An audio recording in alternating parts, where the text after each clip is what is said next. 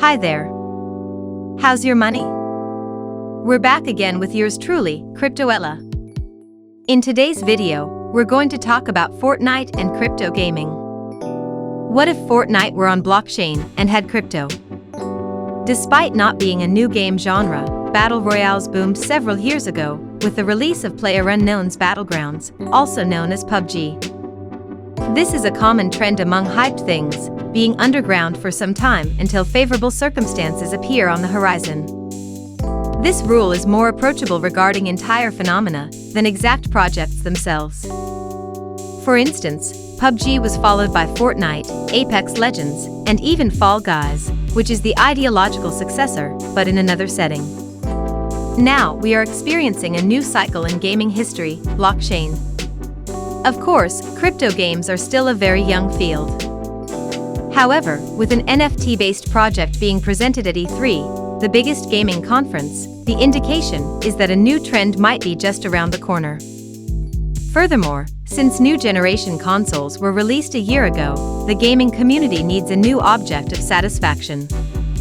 If we compare two main rivals in the Battle Royale game genre, the main difference lies in their distribution form and omitting cosmetic features. PUBG is the game you purchased once as a retail item. Oppositely, Fortnite is a free-to-play game with internal purchases. This doesn't mean being entirely play-to-win, but just having unique skins and other items for sale. The in-game currency, Fortnite V-Bucks, are available for purchase with fiat currency. That's why it's a perfect candidate for becoming tokenized, like Smooth Love Potion in Axie Infinity. On the other hand, tokenization alone cannot bring many benefits, as the two main purposes of usage will remain: earning and spending. In order to have valued currency, we need to provide the ecosystem for its circulation, which means a marketplace with NFT items. It will require Epic Games bringing outfits, harvesting tools, wraps, and emotes onto a blockchain. As we know so far, there is no cheap way to make an NFT, as it's usually a part of one Ethereum. Blockchain and particularly NFTs give the possibility of true ownership. Now, when you buy any item, it stays inside the game. It's not you who own the purchased in-game items. In the case if a game is shut down, you lose all your investments. Metaphorically speaking, blockchain provides the possibility of moving from gaming communism to capitalism. Consider blockchain as a portal between the in-game world and the real one. Thus, when you buy something in the item shop, you can use it as you usually do, as well as withdraw it from the game, swap it on an exchange, or even auction it on an external NFT marketplace if you consider it rare enough. Breeding and marketing mechanics are being overused already in the crypto gaming world. That's why we are observing fewer projects like CryptoKitties, CryptoPunks, and Bored Apes appearing at the top of OpenSea, which is the biggest marketplace of the crypto world. The probable next trend will be multiverses. For example, some crypto games with interoperable blockchains can hold events inside each other's universes. Most recently, Zed Run had an event in Decentraland. The viewers were able not only to watch digital horse races, but also visit the online art gallery of Zed NFTs and chat personally with the Zed Run community. Now, just imagine the epic game multiverse in this way. This means not only skins available to transmit from Fortnite to Battle Breakers, but creating a possibility of one common 3D virtual space where you can enter after having a round in Fortnite, swap several abilities with your friend who is playing Battle Breakers, and jump back into the Battle Royale surprising your opponents.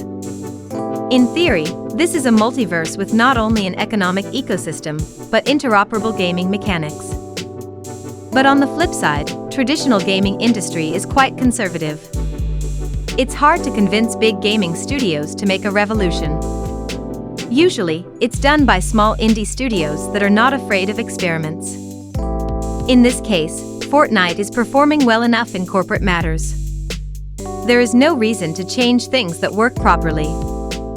There is a possibility for Epic Games to explore blockchain technologies in one of their future projects. However, Epic Games is more renowned for polishing already existing ideas rather than being a pioneer.